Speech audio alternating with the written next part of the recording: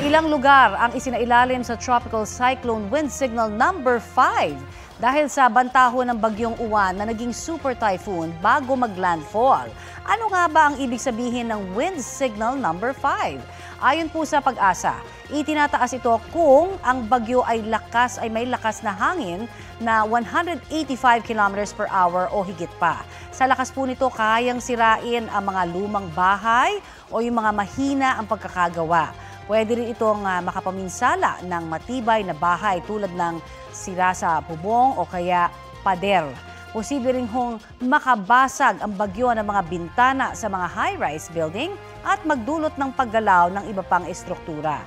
Malaki rin po ang banta sa buhay ng tao, mga hayop, maging sa mga halaman.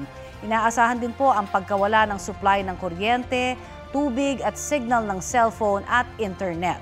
Matitigil din ang serbisyo ng mga pampublikong transportasyon.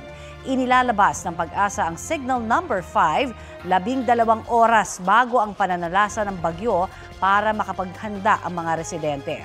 Madalas na nararanasan ang pinakamalakas na hangin ng bagyo bago ang landfall o yung pagtama sa lupa ng mata ng bagyong galing sa dagat.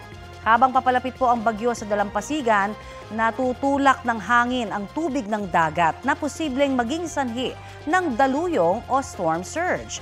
Tuwing may sama ng panahon, mahalaga po sa kaligtasan ang maging maalam at updated sa tamang impormasyon.